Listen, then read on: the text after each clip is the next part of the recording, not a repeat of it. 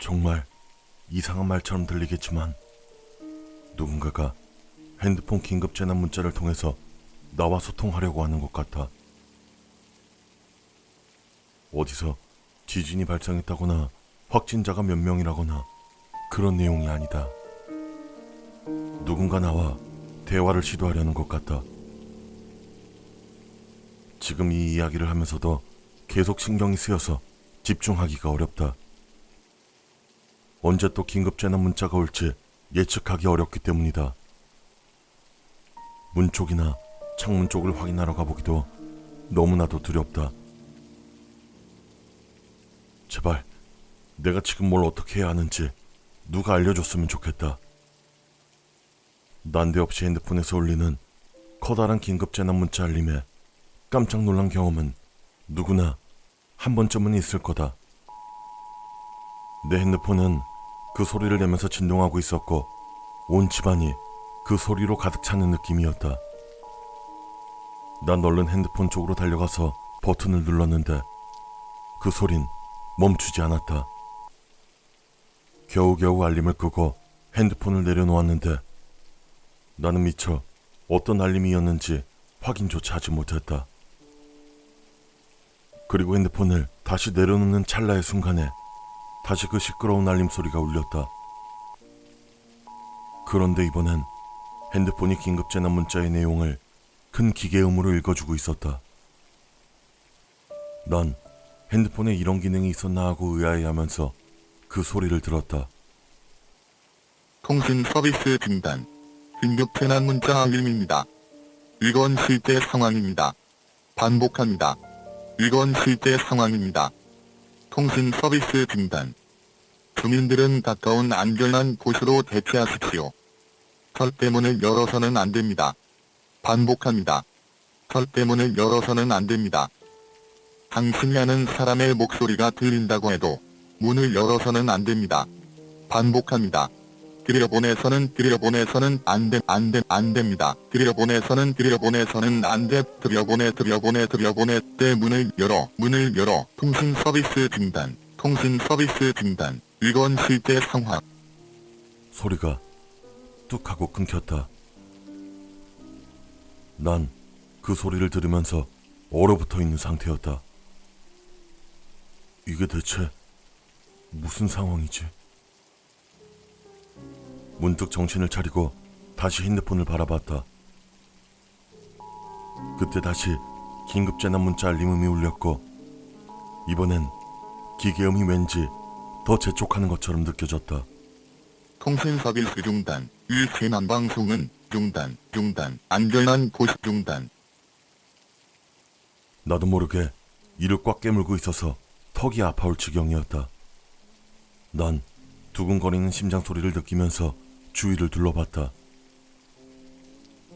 방금 집안의 조명이 조금씩 깜빡이는 것 같았는데 밖에서 세찬 비바람이 불고 있기 때문이라고 생각했다.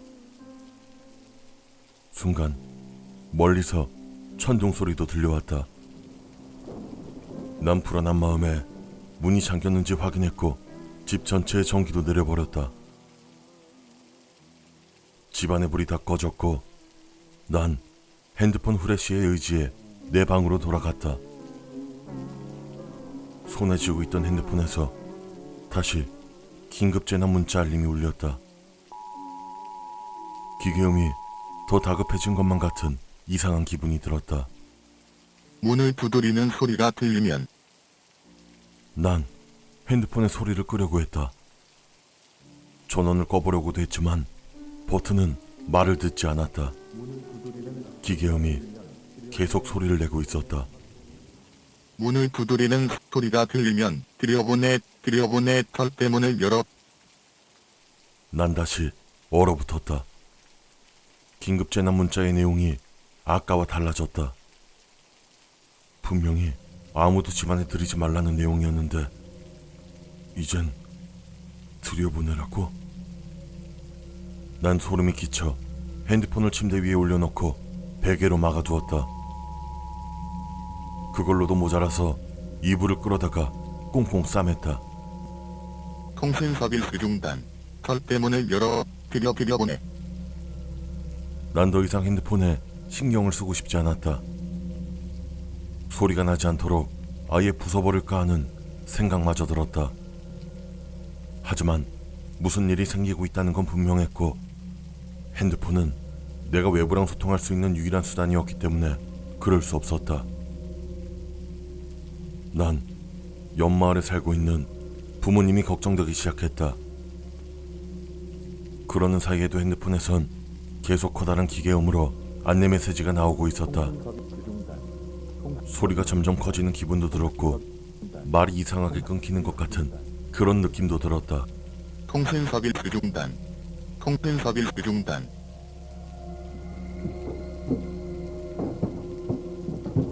난 얼른 서랍을 뒤져서 작은 후레쉬 하나를 찾아냈다.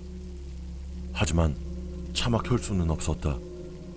누군가 밖에서 날 지켜보고 있는 것만 같았고 내 위치를 들켜선 안 되겠다는 생각도 들었기 때문이다. 무슨 일인진 잘 모르겠지만 아마 군대나 정부가 뭔가 대책이 있겠지. 이 상황이 끝날 때까지 집에 잘 숨어 있어야겠다고 생각했다. 그리고 집에 남아있는 물이나 식량이 얼마나 되는지 계산해보기 시작했다. 다행히 장을 본 지는 얼마 되지 않았고 물을 미리 좀 받아놔야 할까 이런 생각을 할 때쯤 현관문을 가볍게 노크하는 소리가 들렸다. 난 헉하고 숨을 참으면서 움직일 수 없는 상태에 놓였다. 한 걸음도 뗄 수가 없었다. 창밖으로 상황을 내다볼 엄두도 나지 않았다. 혹시 부모님이 아닐까 하는 생각도 해봤지만 굳이 이 빗속을 뚫고 찾아오실 이유는 없었다.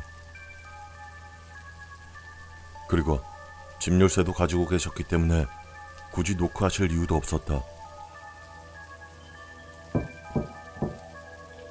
똑똑똑 하는 노크 소리가 다시 들렸다. 문을 가볍게 3번 두드리는 소리였다.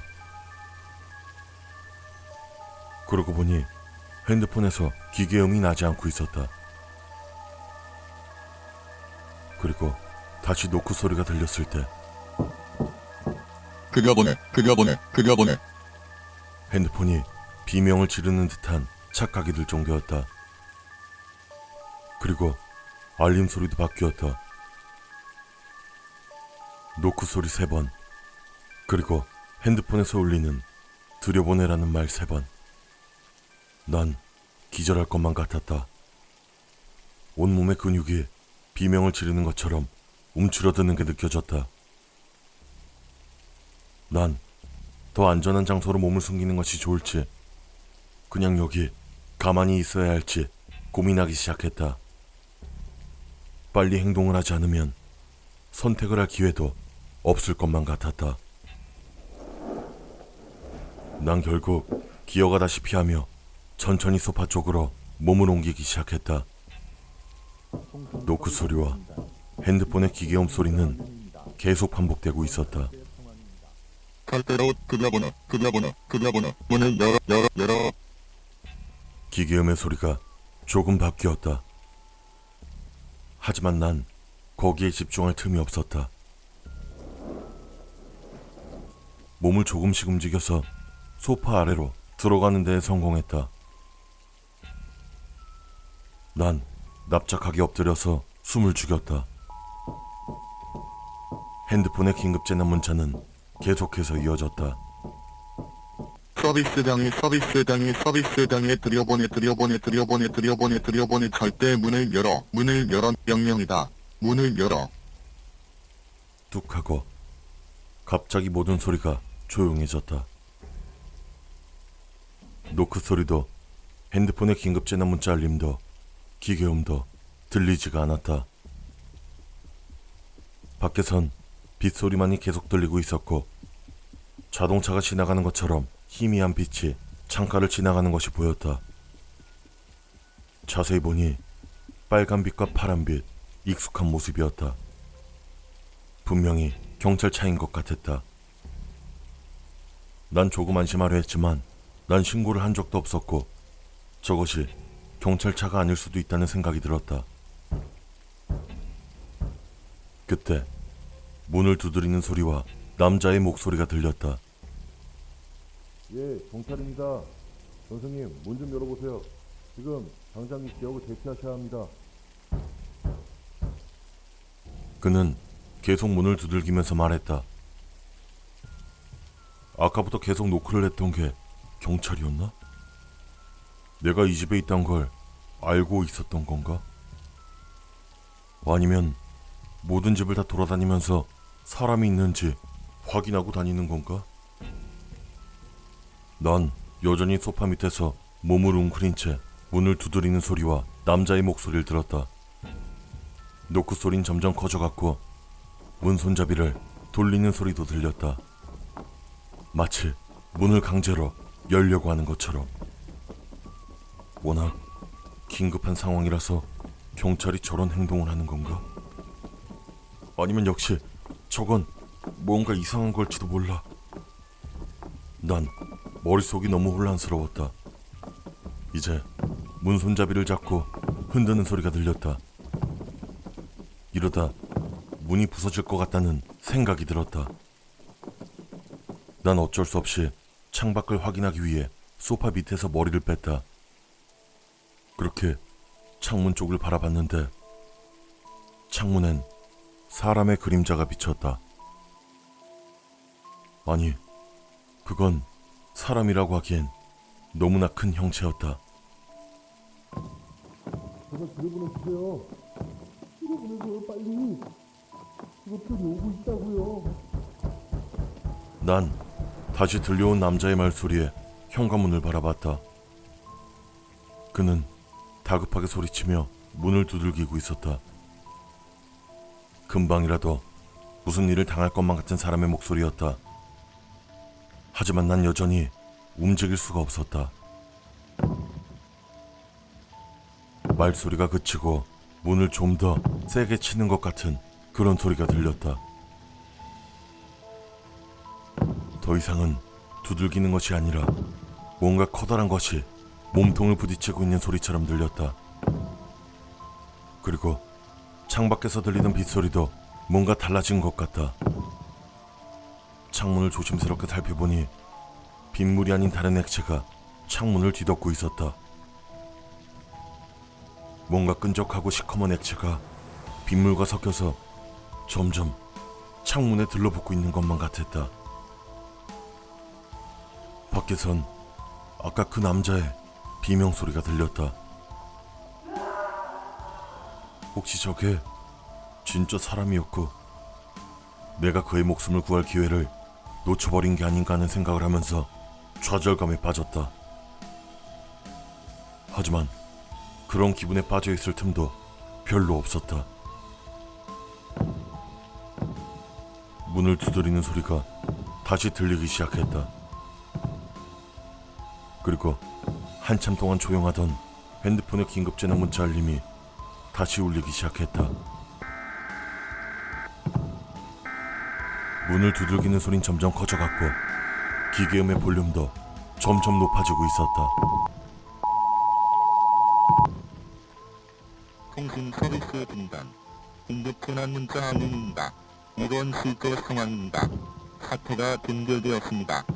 서비스 중단, 서비스 중단, 서비스 중단. 모든 문어 잠금 장치를 해제하십시오. 문을 두드리는 소리가 들리면 절대 문을 열어 들여보내.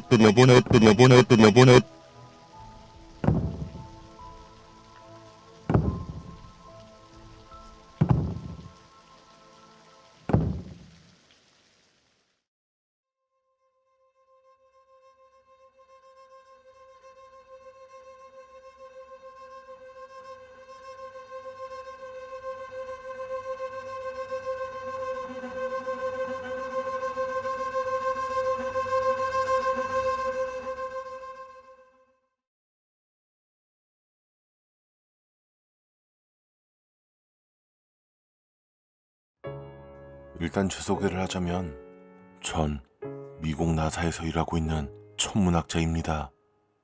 이런 이야기로 시작하면 항상 처음 듣게 되는 질문들이 있습니다. 미리 대답해드리자면 아니요, 지구는 평평하지 않습니다. 아니요, 외계인들은 지구에 몰래 숨어서 살고 있지 않습니다. 제가 지금부터 들려드리고자 하는 이야기에 비하면 차라리 방금 그 질문들이 사실이라는 것이 훨씬 낫겠네요. 1993년 허블 우주망원경은 별 하나가 사라지는 것을 관측했습니다. 초신성도 아니었고 수명이 닿은 별이 죽음을 맞이한 것도 아니었습니다. 그냥 그 자리에 있던 별이 어느 순간 관측되지 않기 시작한 거죠. 그 별은 원래부터 육안으로 관찰하기에는 너무 어두웠고 지상에서 천문 망원경으로 관측하기도 쉽지 않았죠. 그래서 아마 이 사실을 아는 사람은 거의 없었을 겁니다. 나사에서도 아마 우주먼지나 그런 것들 때문에 별이 관측되지 않는 거라 생각하고 별 신경을 쓰지 않았으니까요. 그 사실은 대부분의 연구원들 기억 속에서도 잊혀졌습니다. 그리고 2007년 이번엔 2개의 별이 관측되지 않기 시작했습니다. 이건 매우 드문 사건이었죠. 이 2개의 별은 서로 중력으로 상호작용을 하면서 회전하고 있었습니다. 만약 이번에도 우주먼지 때문에 관측이 되지 않는 거라면 2별이 관측되지 않기 시작하는 시점은 거의 시차가 없어야만 합니다. 그런데 별 하나가 사라지고 8시간 정도가 지난 뒤부터 2번째 별이 사라지기 시작했습니다. 그 별들의 위치는 지구에서 약 15광년 정도 떨어진 위치에 있었기 때문에 사실은 1993년도에 일어났던 일이라고 봐야겠죠. 당시 나사 연구원들은 허블이 촬영했던 수백만 장의 이미지를 분석하기 시작했습니다. 그동안 별이 이처럼 한순간에 관측되지 않기 시작한 사례는 1995년, 2002년에도 있었다는 점이 확인됐죠. 특이한 건 사라진 별들이 사실은 매우 가까운 거리에 위치하고 있었다는 겁니다. 따지고 보면은 몇 광년 정도씩 떨어져 있긴 한데 우주의 기준으로 봤을 땐 거의 이웃주민인 셈이죠. 우리가 그 당시에 낼 수 있는 결론은 한 가지였습니다. 우리 기술로 관측할 수 없는 어떤 현상이 그 별들을 순식간에 파괴하고 있다는 것이었죠. 허블 망원경의 기술적 한계 때문에 그 현상이 어떤 것인지 파악하는 일은 불가능했습니다. 그리고 다들 뉴스에서 보셨겠지만 제임스 웹 망원경이 가동되기 시작하면서 우주 관측의 한계를 넘게 되었죠. 나사에서 공식적으로 제임스 웹 망원경이 가동이 시작됐다고 밝힌 진 얼마 안 됐지만 사실 나사에서는 그 전부터 관측을 시작하면서 테스트 기간을 거치고 있었습니다. 나사에서 가장 먼저 관측을 시작한 것은 과거에 별들이 사라졌던 곳이었죠. 만약에 정말로 우주먼지 때문에 일시적으로 별들이 보이지 않았던 거라면 이젠 그 별들이 보여야 했으니까요. 그런데 결과는 마찬가지였습니다. 오히려 그 별들이 그 자리에 존재하지 않는다는 것을 더 자세히 관찰할 수 있게 되었죠. 그런데 중력을 측정하는 장비에서 뭔가 이상한 신호를 감지했습니다. 해당 지역에 있는 별들의 질량이 그대로였을 뿐만 아니라 오히려 더 늘어나 있었다는 겁니다. 심층적으로 관측을 시작해보니 그 지역에는 뭔가 실이나 거미줄과 같은 것이 별들이 사라진 지점을 연결하고 있는 것처럼 보였습니다. 중력을 측정하는 장치는 천문학에서 우주를 관측할 때 매우 유용하게 쓰이고 있습니다. 이를 통해서 관측 대상의 온도와 속도, 움직임의 방향, 화학적 구성 성분들을 추측할 수 있기 때문이죠. 그런데 아까 말했던 별이 사라진 지점을 관측했을 땐 이상한 점이 정말 많았습니다. 온도는 우주의 기준으로 봤을 때도 매우 낮았고 빛도 관측되지 않았습니다. 그런데 주변을 관측했을 때의 구성 성분이 매우 이상했습니다. 탄소, 질소, 산소, 마그네슘 등은 파악할 수 있었지만 양이 많지 않았고 대부분의 구성 성분은 지구엔 알려지지 않은 그런 물질들이었습니다. 심지어 우리가 알고 있는 모든 물리 법칙과 어긋나는 빛의 움직임, 질량 변화 등을 나타냈죠. 자세히 탐구하고 분석할수록 의문점은 점점 더 커져갔습니다. 나사의 연구원들은 패닉에 빠졌습니다. 도저히 이건 자연적으로 존재하는 물질이나 현상이라고 보기 어려웠기 때문이죠. 우리가 마침내 외계 생명체의 존재를 확인한 걸까요? 우리가 관측하고 있는 대상의 정체는 도대체 무엇일까요? 나사 연구원들도 한동안 이 질문에 대답을 낼 수 없었습니다. 20세기 초반에 잠깐 거론된 적 있던 이론마저도 검토 대상에 올랐습니다. 외계 생명체들이 우주에 뭔가 거대한 별의 에너지를 빨아들여서 동력원으로 활용하는 구조물을 구축했다는 말도 안 되는 이론이었죠. 지금은 SF 영화 같은 데서나 볼 수 있는 그런 내용입니다. 그 당시엔 이 이론이 우리가 관측하고 있는 현상과 가장 유사한 것으로 보였습니다. 하지만 그 이론을 적용해도 여전히 설명이 되지 않는 부분은 많습니다. 우선 저렇게 큰 별이 단숨에 사라지는 것은 불가능한 일이었죠. 그리고 별이 사라진 지점을 연결하고 있는 실 같은 것의 정체가 무엇인지, 어떻게 그 지점들을 연결할 수 있었는지도 알 수 없었습니다. 나사에 있는 모든 연구원들은 이런 미스터리에 멸광하기 시작했습니다. 그 연구가 우리에게 어떤 충격을 안겨줄진 예측하지 못한 채로 말이죠. 지금으로부터 한 달 전, 제임스 웹 망원경은 우주에서 발생했던 몇 개의 에너지 폭발 현상을 관측해 보여주었습니다. 별들이 사라졌던 지점에서 12광년 정도 떨어진 이번에도 매우 가까운 지점이었죠. 여러 자료들을 분석하고 관측한 끝에 이번 현상도 자연적으로 일어난 것은 아니라는 결론에 도달했습니다. 그 현상의 에너지의 파동은 우리가 구분하고 파악할 수 없는 종류의 것이었습니다. 물론 지구에서 눈으로 볼 수 있는 정도는 아니었지만 폭발의 규모도 상당히 컸죠.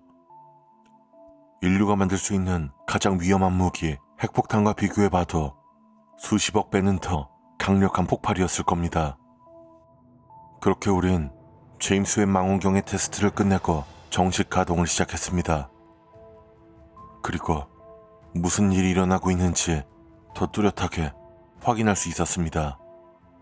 그리고 별이 사라진 지점을 연결하고 있었던 실 같은 물질은 조금 떨어져 있는 태양계를 향해서 뻗어나가고 있었습니다.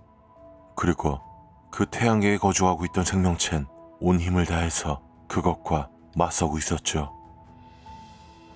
그들은 우리가 상상할 수 없을 정도로 발전한 고도의 문명임에 틀림없었습니다. 그들은 그들의 무기를 사용해 그 실이 뻗어오는 것을 저지하고 있었기 때문이죠. 우리가 관측한 그 폭발의 정체는 그들의 무기였습니다. 그러나 그런 노력들은 그 물체의 속도를 조금 늦췄을 뿐 큰 효과는 없어 보였습니다. 일주일이 지나고 더 이상 폭발은 관측되지 않았습니다. 아마 그들은 무기를 모두 소진한 것으로 보였습니다. 그들의 태양계로 뻗어가던 그 실 같은 물체는 매우 빠르게 이동하고 있었고 결국 강력한 무기를 사용해 저항하고 있던 그 문명의 행성과 그들의 태양에 매우 접근했습니다.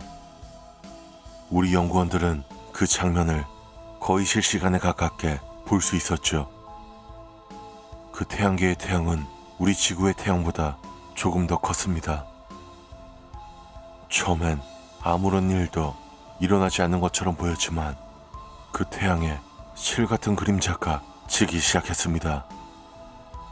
한 가닥, 두 가닥, 세 가닥, 그리고 그 태양의 빛은 완전히 가려졌습니다. 저게 대체 뭐야? 저건 마치... 그 장면을 보고 있던 동료는 거의 기절하기 직전이었습니다. 그 태양에 비친 그림자는 매우 익숙한 모습이었습니다. 어쩌면 우리가 길을 지나다니면서 매일 보는 것과도 비슷했다고 할까요? 그 그림자는 덩굴과 나뭇잎의 모습을 하고 있었습니다. 길다란 덩굴과 잎사귀가 한 별에서 다른 별로 뻗어나가면서 별의 생명을 죽이고 있는 것이었죠. 우리가 관측하던 것은 어떤 외계 문명이 구축했던 거대한 구조물이 아니었습니다. 그리고 우리가 관측했던 탄소와 질소, 산소, 마그네슘 등 물질은 모두 연목소의 구성 성분이었습니다. 그 정체는 거대한, 어쩌면 거대하다는 표현은 말도 안 되게 부족한 우주급의 크기의 식물이었던 거죠.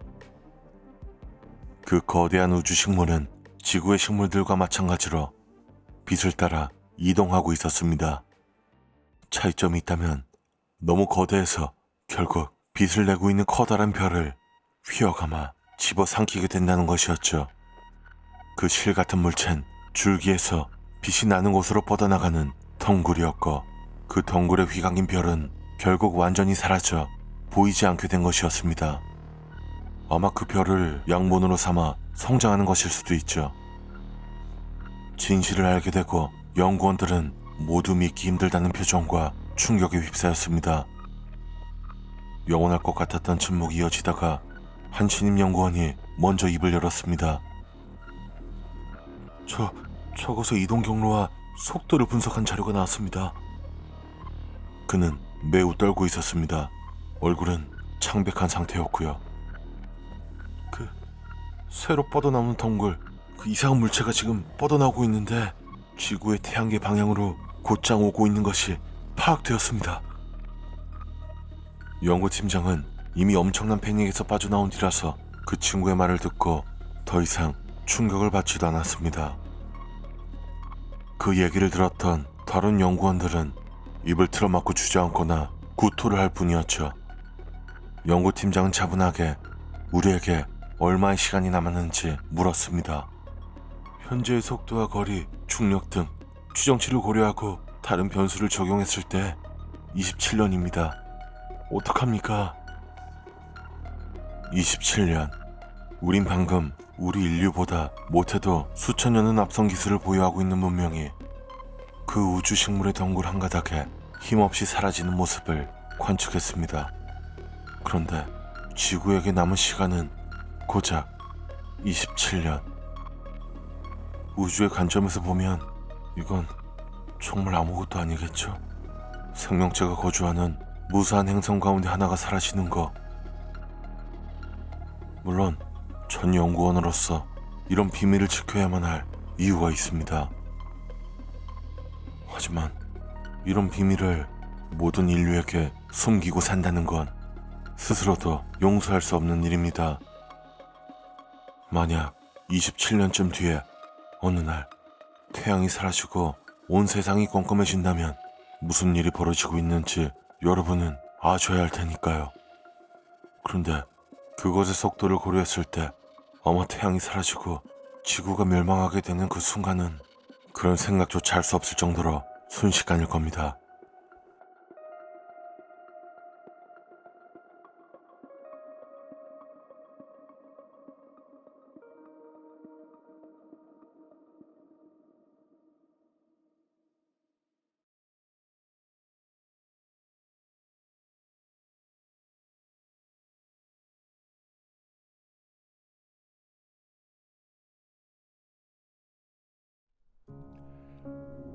조금만 참아. 금방 병원에 도착할 거야. 거짓말을 한다. 아내는 괴로운 신음을 흘리며 조수석에서 식은땀을 잔뜩 흘리고 있다. 가로등이 하나도 켜지지 않은 고속도로는 기괴한 분위기를 풍긴다. 문명이 닦아낸 아스팔트의 길. 전조등의 빛으로 한 줌 밝혀낸 곳 이외에는 그저 어둠에 휩싸여 있다. 밤하늘엔 별들조차 사라진 지 얼마나 되었을까? 그때 갑작스레 붉은 자동차 한 대가 정차해 있는 것이 보였다. 도로 한가운데 갑작스레 서 있는 그 차를 보고 난 화를 내긴커녕 반가움에 숨을 집어삼켰다. 난 천천히 속도를 줄여 그 차 옆에 섰다. 이봐요. 조수석은 열려 있었고 운전석에는 한 남자가 마치 시체처럼 앉아 있었다. 다행히 그는 시체가 아니었다. 나의 말에 고개를 돌렸기 때문이다. 그는 그저 텅 빈 탄성 같은 소리를 내었을 뿐이다. 그리고 천천히 다시 앞으로 고개를 되돌렸다.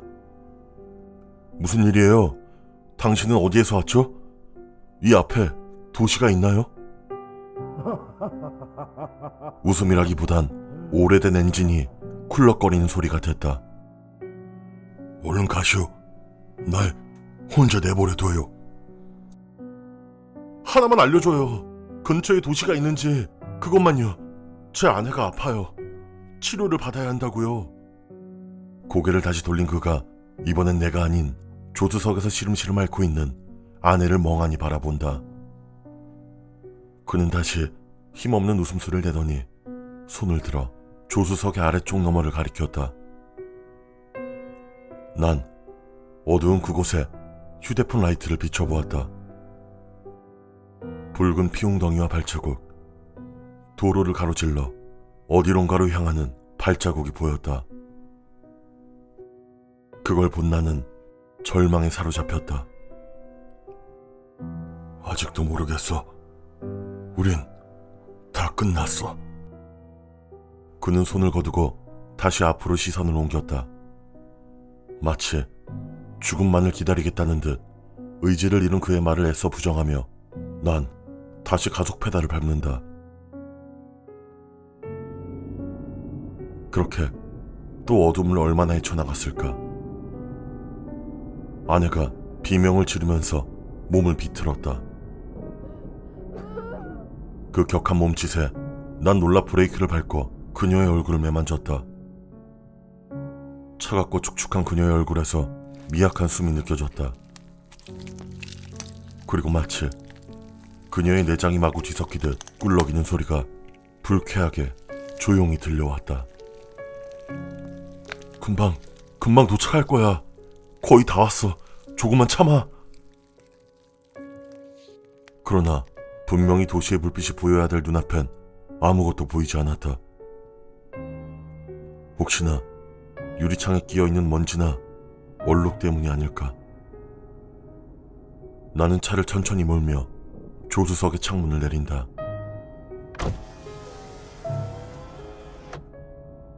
음산한 바람이 흘러들어오는 공간엔 변화는 없다. 목표였던 바닷가의 도시로 빠져나가는 길목에서 난 어둠에 잡아먹힌 풍경을 보며 절망하고 말았다. 그저 파도 소리가 저 멀리서 미약하게 들려올 뿐이었다. 뭐라고? 기약이 없는 어둠의 고속도로로 다시 차를 돌려야 하나 생각하는 그때 그녀가 아주 조용히 힘겨워하면서 확실하게 말했다. 바다로 가자고. 눈을 제대로 뜨기조차 힘들어하면서도 그 파도 소리는 들렸는지 아니면 이곳이 어디인지 아는 건지 그녀는 나에게 간절히 바다로 가자면서 애원했다. 그래, 가자. 바다로 가자. 얼마나 더 달려야 사람들이 있는 도시가 나올지 모르는 상황에서 내 차에 기름 보충이 필요했다. 일단 고속도로를 빠져나가 보기로 한다. 여전히 어둠 속이지만 창문을 내려보니 짜릿짠 바다 내음이 더 강하게 느껴진다. 아내의 앓는 소리가 조금은 잦아들었지만 그만큼 불쾌한 무언가가 그녀 안에서 꿈틀대는 소리가 더 크게 들려왔다. 그걸 듣고 싶지 않아서 그리고 또 그리웠기에 난 오디오 버튼을 눌렀다.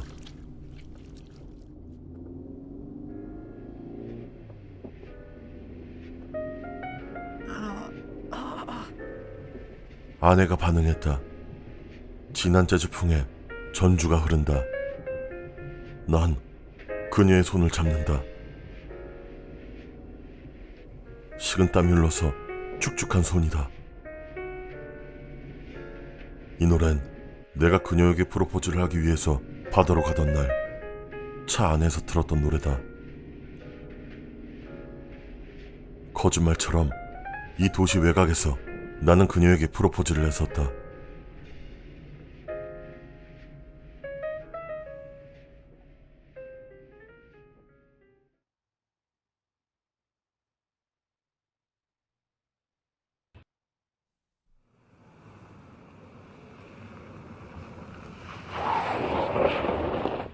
어둠이 내려앉은 시가지에 들어서 나는 차를 멈췄다. 휴대폰 후레쉬를 켜고 난 차에서 내려 주변을 둘러보았다. 여기 아무도 없어요? 모든 건물에 불이 꺼져 있었다. 그리고 문이 열려 있었다. 그리고 또 발자국. 비웅덩이를 밟고 걸어나간 듯한 발자국들이 도시의 바닥에 무심히 찍혀 있었다. 다들 한 방향으로 어디론가 떠나갔다. 몇 년 전 아내와 함께 찾아왔을 때와는 너무도 다른 분위기였다. 휴양지로 유명했던 활기차고 따뜻한 분위기가 풍기던 시가지엔 그저 적막과 어둠만이 남아있다.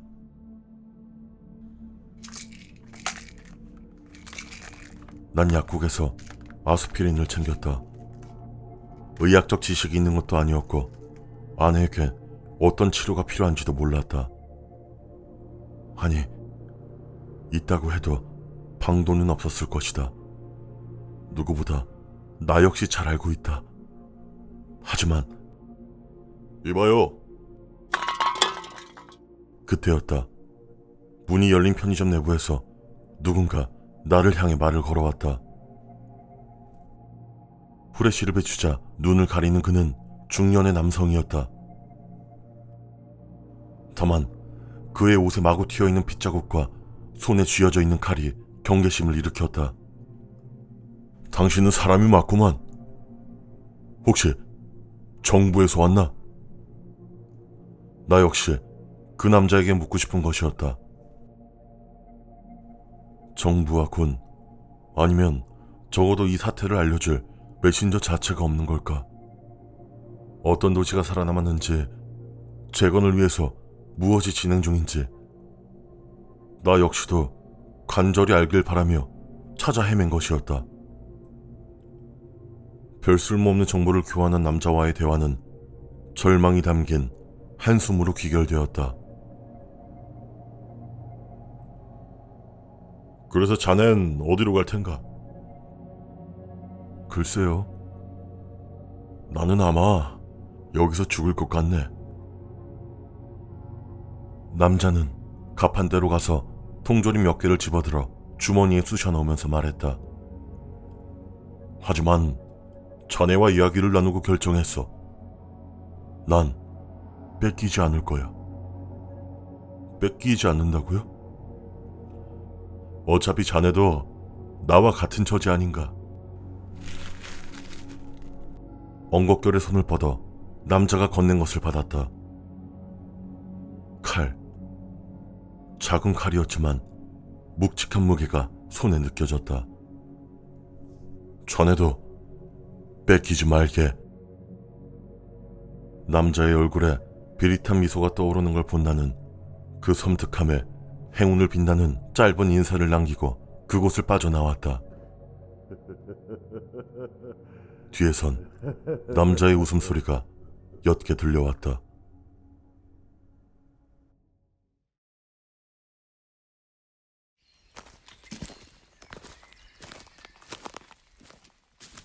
차에 돌아온 나는 조수석이 열려있는 것을 보고 소스라치게 놀랐다.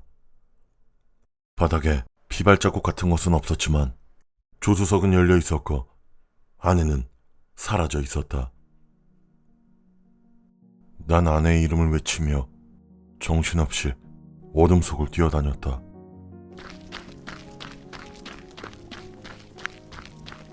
다행히 근처에서 힘없이 어디론가 향하고 있는 그녀를 찾을 수 있었다. 그녀의 증상은 더욱 악화된 듯했다. 두려움이 커진다. 그녀를 끌어안고 난 울부짖었다. 어디 가는 거야? 어? 제발 가지 마. 제발. 누구냐고. 아내가 힘없는 목소리로 물었다. 이제 내 목소리조차 분간할 수 없는 걸까? 그렇게 생각하자 큰 슬픔이 밀려온다. 난 그녀를 지켜주고 싶었다. 그녀의 손에 끼워진 결혼 반지를 매만지면서 난 이를 꽉 깨문다. 바다로 가자. 그녀가 속삭이듯 말했다. 난 그녀를 안고 다시 차로 돌아와 그녀를 조수석에 태우고 안전벨트를 채운다. 그리고 차를 몰아 서서히 도시를 빠져나가 외곽으로 향했다. 추억의 바다가 천천히 가까워져 온다. 기억해줬구나. 그래서 오자고 한 거지? 아내는 아무 말도 하지 않았다.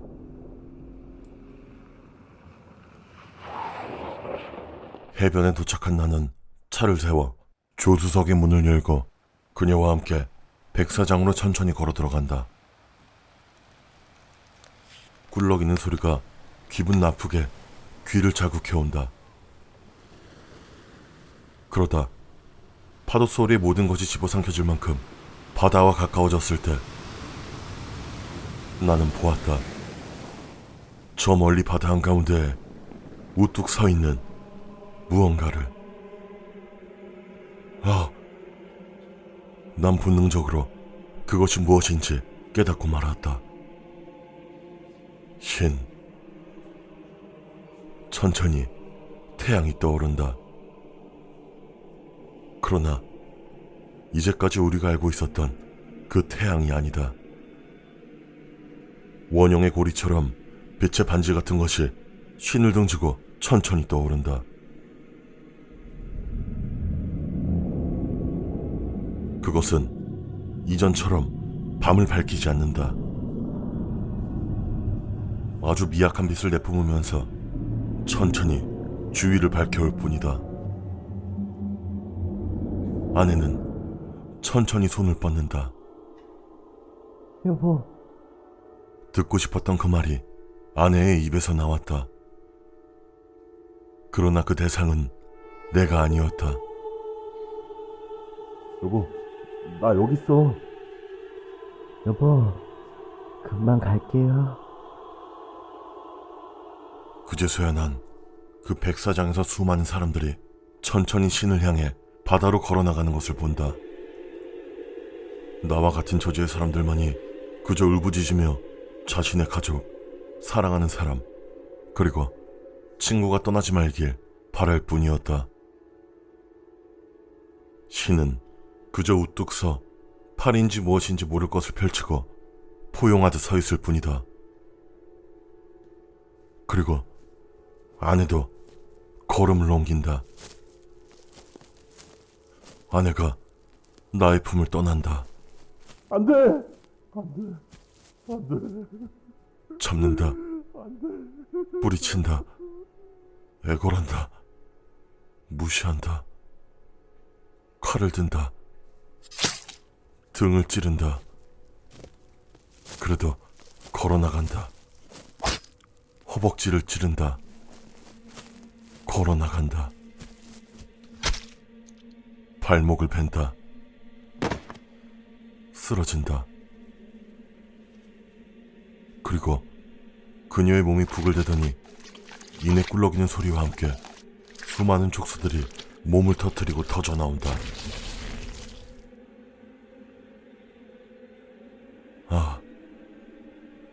그녀가 간다. 족수더미가 된 그녀가 바다로 간다. 그녀가 신에게로 향한다. 가지마. 가지마. 주저앉은 채로 울면서 아내를 향해 왼손을 뻗는다. 내 손, 그 약지에는 반지 같은 것은 없다. 마지막엔 가질 수 있으리라 생각했는데. 울음으로 가득한 해변에서 고리의 해는 다시 저물고 사람들은 바다로 들어갔으며 시는 어둠으로 자취를 감췄다. 그리고 남겨진 죄인들만이 휴거의 날에 버림받았다.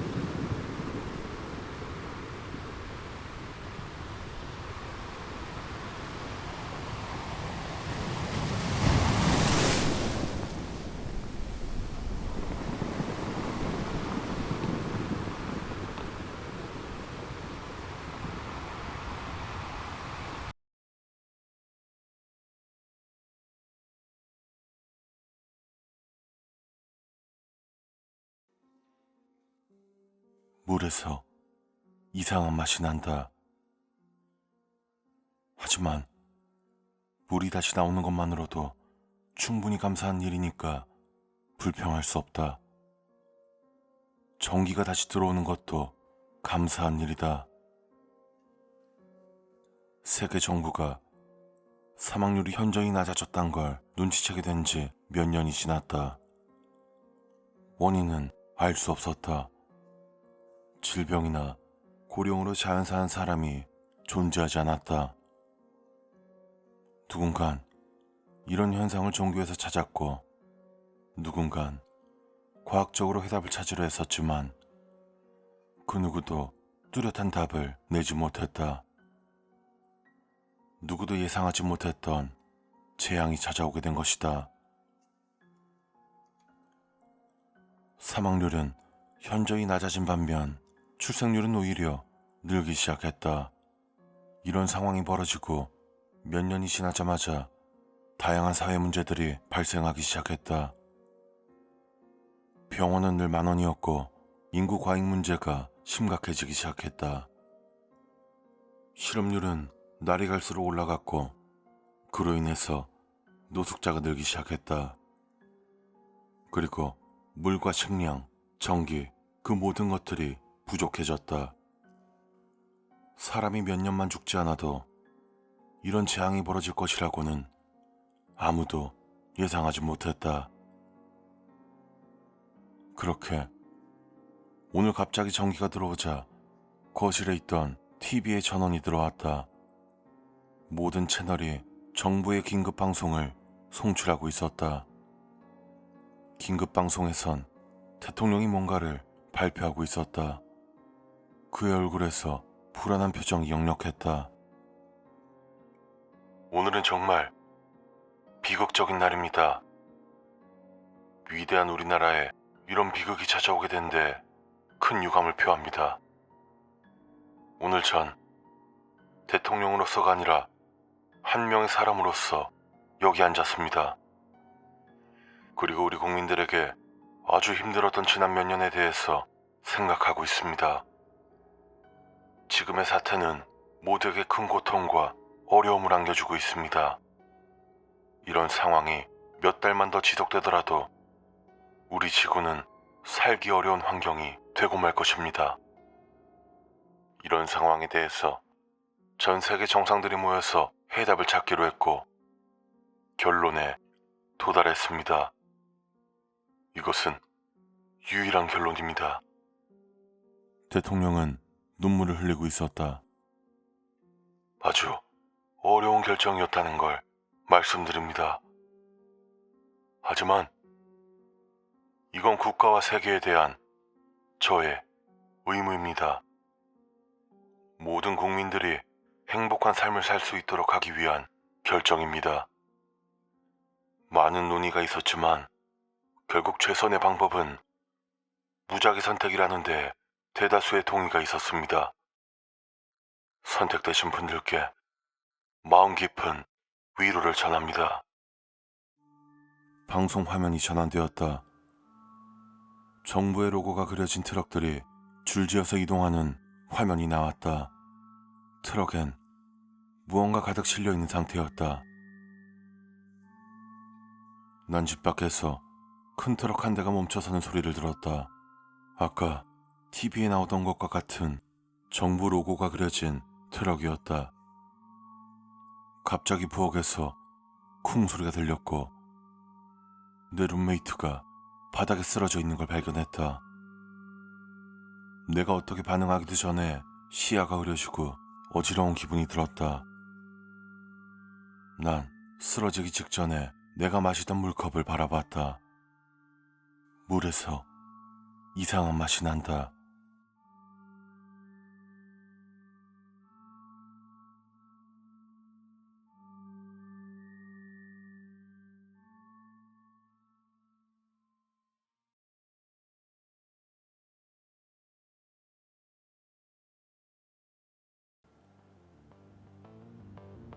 외계인들이 처음 지구와 소통을 시도한 날을 기억하지 않는 사람은 아무도 없다. 전 세계 하늘에는 커다란 우주선이 떠 있었고 TV와 모니터는 물론 핸드폰과 광고판까지 모든 기기에 영상과 각국 언어로 번역된 친절한 자막이 나왔다. 지구인 여러분, 안녕하십니까?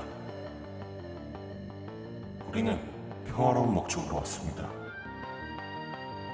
지구는 곧 자원고갈로 멸망할 것입니다. 우리 우주 이웃들은 모두 지구를 구하기를 원하고 있습니다. 지구인들을 가장 가까운 생명 지속이 가능한 행성으로 이주시키기 위해 찾아왔습니다. 그러나 우리가 이동시킬 수 있는 최대 인원은 지구 전체에서 5만 명뿐입니다. 부디 협의해서 새로운 인류 문화 건설에 꼭 필요한 인원을 선발해 우리에게 전달해 주시기 바랍니다. 우리는 여러분들의 편의를 위해 정확히 1년 뒤 오늘 미국 뉴욕의 센트럴파크에서 지구인들을 이동시키겠습니다. 여러분들이 이동한 다음에는 우리의 첨단 기술로 도움을 받게 됩니다. 원한다면 영원히 살 수도 있고 우주 여행을 할 수도 있습니다. 나를 포함한 지구인들은 처음엔 모두 그걸 믿진 않았다. 그러나 인터넷에 연결되지 않은 TV나 모니터에까지 메시지가 등장할 수 있도록 하는 기술은 없었다. 당연히 사람들은 뉴욕으로 몰리기 시작했다. 센트럴파크에 텐트를 치고 자리를 잡은 사람들 때문에 곧 들어갈 틈도 없게 되었다. 아마도 외계인들이 지구인을 선착순으로 데려갈 거라고 생각했나 보다. 나는 이런 상황을 남의 일인 것처럼 지켜보기만 했다.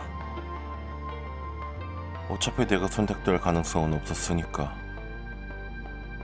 이미 유력 정치인들과 연예인들, 기업 CEO들이 갖은 수단을 동원해 뉴욕으로 가려 하고 있다는 소문이 돌았다. 곧 미국 정부는 공항을 봉쇄하고 뉴욕으로 들어올 수 있는 교통수단을 모두 막았다. 뉴욕은 스스로 고립되는 걸 선택했다. 그러나 다른 나라들은 미국의 그런 결정에 찬성하지 않았다. 곧 전쟁이 시작됐고 미사일이 오갔다. 경쟁자를 제거하기 위한 미국의 보복으로 세계 각국에는 핵미사일이 떨어졌고 세상은 황폐해져만 갔다. 미국도 적지 않은 타격을 입었다. 외계인들은 행성 침공의 전문가들이었다. 손가락 하나 까딱하지 않고 지구상의 군대를 거의 모두 쓸어버렸으니까. 지구인들은 손쓸 틈도 없이 외계인들에게 행성을 내주고 말았다.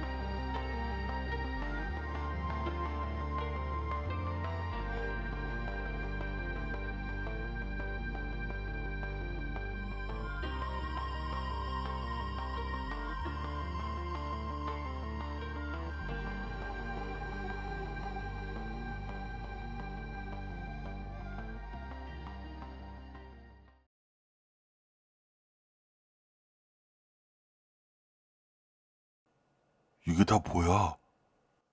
좁은 굽이길을 차로 내달려 도착한 어촌 시골 마을의 현장을 본 나의 첫 마디였다. 초여름의 바닷바람이 밀려와서 얼굴에 뻑적한 소금기를 남긴다. 난 그 위로 흐르는 땀방울을 손등으로 훔치면서도 땅에 펼쳐진 참극에서 눈을 뗄 수가 없었다. 자, 뒤로들 물러나세요. 가까이 오시면 안 됩니다. 가까이 오시면 안 돼요. 아이고, 저 총각들을 어째? 왜 사람 죽었어요? 현장의 아비규환도 뒷전이다. 이 평화롭고 한적한 시골 마을에서 벌어졌다고 하기에는 너무나도 기묘한 일이었다. 나는 마을 공터에서 나자빠져 있는 6구의 시신을 보고 있다. 젊은 청년들은 멍한 시선을 하늘로 향한 채 쓰러져 있었다. 그들은 전부 복부 쪽에서 상당한 양의 출혈을 일으킨 듯했다. 피는 이미 멎어 있었지만 그들이 흘린 피로 피 웅덩이가 만들어져 있었다. 또한 육가락처럼 한데 뭉쳐있다 쓰러진 듯 가까이에 모여있는 것도 눈여겨볼 만한 일이었다. 이 정도로 심각한 상처를 입었는데 어딘가로 도망가려고 했던 움직임보다 한 군데로 오히려 모여있는 것 같은 시체들의 모습에 나는 오싹함을 느꼈다. 정형사, 이것 좀 봐봐. 감식반에서 왔다던 최 형사가 시체를 쭈그려서 관찰하다가 나를 불렀다. 나는 그의 옆으로 가 물끄러미 그가 가리키고 있는 상처들을 바라보았다. 그리고 이내 머릿속이 복잡해져 왔다. 이게 뭡니까? 희한하지? 그들을 죽음으로 이끌었을 상처는 균일하지 않았지만 마치 납작한 총탄에 쏘인 것 같은 특징을 보이고 있었다. 그러나 몸통의 뒷부분엔 아무런 상처도 없다. 또한 상처의 바깥 부분을 보면 마치 몸 안쪽에서 바깥쪽으로 무언가가 쏘아진 듯한 양상을 띠고 있었다. 말이 되지 않았다. 이건 마치 안에서 바깥으로 발사된 것 같은 느낌이란 말이야. 그치? 에이, 그게 말이 됩니까? 그러게, 무슨 에일리언도 아니고 말이야. 상처에 몰두한 최 형사를 뒤로하고 흥건한 피바다가 된 현장에서 나는 시선을 물끄러미 이동시킨다. 그리고 이내 나는 웅성거리는 사람들 사이로 이어져 있는 무언가의 흔적을 포착했다. 이게 뭐야? 발자국은 아닌데? 무언가가 튕기듯이 비정형적인 핏자국이 점점 옅게 그리고 어지럽게 어디론가 이어져 있었다. 인간의 사지로 찍어낸 자국이라고 하기엔 무리가 있다. 나는 그 기묘한 흔적을 따라서 천천히 걸음을 옮겼다. 정 형사님? 어디 가십니까? 난 나를 부르는 부하들의 외침에도 손을 저어 떨쳐냈다. 어느새 난 인적이 드문 마을의 외곽길에 들어서고 있었다. 짐승이 저지른 짓일까?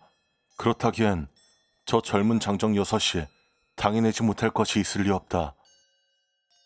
친구들 간의 싸움이라고 하기엔 최 형사가 말한 상처의 모양새가 심상치 않다. 수많은 생각을 하면서 흔적을 따라 내가 도달한 곳은 마을 한쪽에 조용히 자리한 연못이었다. 그리고 거기에서 난 이질적인 무언가를 보았다. 연못 안에서 붉은 한 쌍의 빛이 어지러이 움직이는 게 보인 것이다. 이건 처음 보는 물고기인데? 그것은 물고기라고 하기엔 태어나서 처음 보는 형상을 하고 있었다. 녹색의 비늘이 번쩍번쩍 빛나는 붉은 눈의 물고기. 지느러미 끝에 달려있는 길다란 촉수인지 수염인지 모를 것이 하늘하늘거리면서 눈을 이끈다. 나는 마치 그것이 나를 바라보고 있다는 듯한 느낌을 지울 수 없었다. 물에 손을 넣으면 닿을 것 같은 위치에서 이따금씩 수면 밖으로 등을 슬쩍 보이며 헤엄을 치고 있는 것이다. 그 모습을 보고 있자니 방금 전까지 머리를 들쑤시고 있던 의문들이 점차 옅어지는 묘한 편안함을 느꼈다. 그리고 비워진 머릿속에서 슬그머니 뭔가 기묘한 충동이 일었다. 꿀꺽하고 나도 모르게 침을 삼키고 있었다. 혀가 얼얼하게 저리면서 입 안에 군침이 돈다. 저 이름 모를 물고기가 이상하게도 너무나 맛있어 보였던 것이다. 헐, 그 신도 안 먹고 거기는 와드 갈라고. 홀린 것처럼 연못으로 들어가려고 했던 나를 멈춘 건 한 노인이었다. 노인은 오래된 어촌 생활로 인해서 까맣게 탄 피부에 깡마르고 왜소했으며 주름이 자글자글하게 내려앉아 눈도 제대로 보이지 않았다. 마치 야윈 고목과도 같이 생명력이 옅게 느껴지는 그런 사람이었다. 노인을 보자 이상한 충동도 마치 꿈결처럼 사라지고 나는 다시 시야가 또렷해지는 걸 느꼈다. 안녕하십니까 어르신. 전 신고를 받고 출동한 경찰입니다. 이 난리 때문에 왔으면은 적당히 수습만 하고 가이소. 난 노인에게 대답하는 대신 연못을 바라보았다. 그 물고긴 여전히 나를 유혹하듯이 수면 아래에서 잔잔히 맴돌고 있었다. 말도 안 되지만 난 이 괴상한 사건의 원인을 그것이라고 생각하고 있었다. 저 어르신, 혹시 저 연못에 있는 게 무슨 물고기인지 알고 계십니까? 물고기. 행세 양반은 저게 물고기로 보이나? 노인의 가죽만 담은 입술에서 피시식하고 바람 새는 소리가 났다. 난 그가 무언가 실마리를 가지고 있다는 확신이 들었다. 그러게 이때는 내가 바다 나가면 안 된다고 그래 말렸는데 결국 들어가 이 사단이 났다 이가. 그게 무슨 소리입니까? 노인에게 들은 이야기는 이랬다. 이 마을은 초여름에 새우젓에 들어가는 잔새우들을 잡아서 시장에 팔아 생계를 꾸려왔다. 그러나 막 새우의 살이 오르기 시작하는 이맘때쯤엔 오히려 보름 동안 배를 띄우지 않는다는 마을의 미신이자 전통이 있다는 것이다. 그 이유는 용왕 때문이라고 노인은 말했다. 용왕이요? 그 허무맹랑한 동화 속에서나 나올 법한 이름에 내가 노인에게 반문한 것도 이상한 일이 아니었다. 노인의 말에 따르면 용왕은 꼭 6월 이맘때쯤에 마을 근처에 와서 식사를 마치고 떠난다는 것이었다. 그렇기에 그때쯤에 배를 띄우면 큰 해를 당해왔다고 이 마을에서 살아온 이들의 입을 타고 전설처럼 이어져 내려오고 있었다는 것이다. 예전엔 용왕의 화를 가라앉힌다고 커다란 제사도 매년마다 진행했었다는 말도 하였다. 그런 제사가 있었다는 말은 들어보질 못했는데요. 그럼 그 한다면 뭐 하겠노? 그거는 우리한테 아무 관심이 없다. 관심이 없다고요? 용왕, 신 이런 거 다 사람들이 이름 붙인 기라. 죄를 올리건 구슬하건 그 시기에 배를 올린 사람들은 그대로 바다에 파묻히거나 이름 모를 병에 걸려 죽는 등 안 좋은 일이 계속되었다고 한다. 그래서 마을 사람들은 그 시기 동안엔 그저 바다를 외면하는 것으로 화를 피했던 것이다. 노인과 난 동시에 연못을 바라보았다. 저건 용왕의 새끼다. 용왕의 새끼요? 찌를 맡겨도 하필 저런 걸 낚아 올리가지고. 노인의 이야기는 이러했다. 도심에서 귀농한 젊은 어부들은 이맘때쯤 살이 오른 잔새우들이 많이 잡힌다는 걸 알고 노인의 만류에도 배를 띄운 것이다. 그물을 끌어올리기 힘들 정도로 많은 새우가 잡혔을 것이다. 아마 젊은 어부들은 신이 났겠지. 그리고 그 새우 사이에서 붉은 눈을 가진 뭔가가 꿈틀거리는 걸 봤을 것이다. 그것은 난데없이 끌어올려져 인간들의 발치에서 퍼덕거렸을 것이고, 그리곤 목이 잘리고 뼈가 발리고 살점이 날카로운 칼날에 썰렸을 것이다.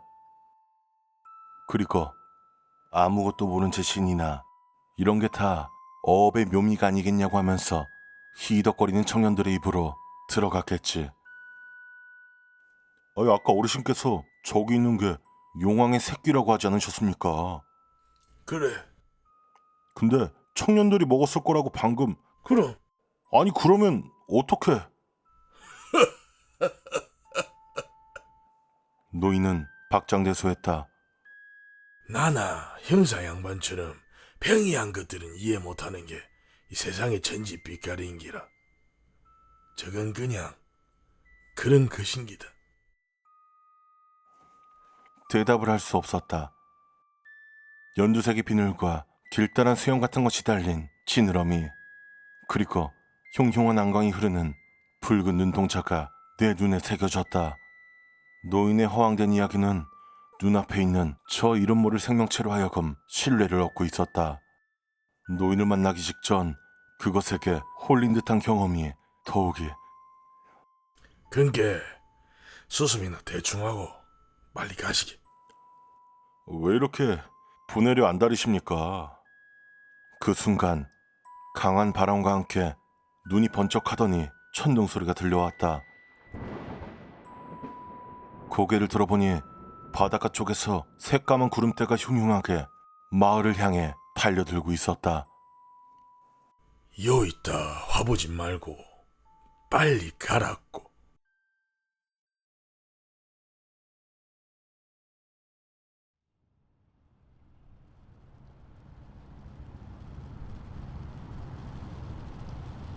잠시 후 마을을 나와 해안 도로를 따라서 차를 몰던 나는 차창을 때리는 거센 빗방울들 사이로 파도가 몰아치는 해수면을 바라보았다.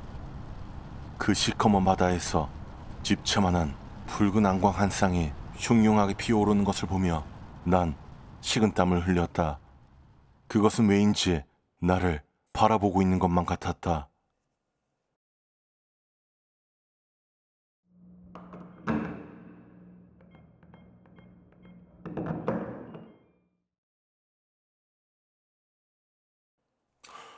근데 이상하네. 집에 도착한 나는 식탁 위에 봉지를 올려놓고 중얼거리면서 TV를 켰다. 뉴스에선 한 시골 어촌 마을에 폭우와 지진이 일고 파랑이 몰아쳐 커다란 인명피해가 났다는 속보가 흐르고 있었다. TV의 소리 사이로 봉지에서 살아있는 무언가가 펄떡거리는 소리가 내 신경을 사로잡는다.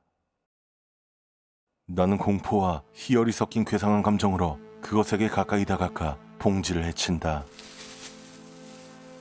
연두색의 비늘과 수염 같은 것이 달린 지느러미, 그리고 붉은 눈동자의 기이한 물고기.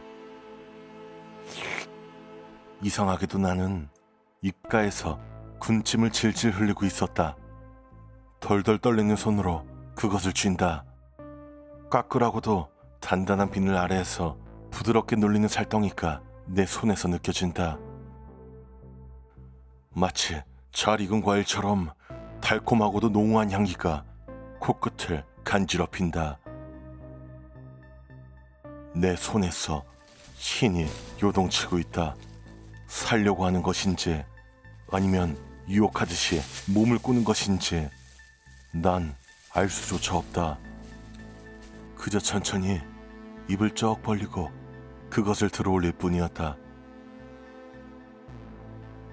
멀리서 천둥 소리가 들린다.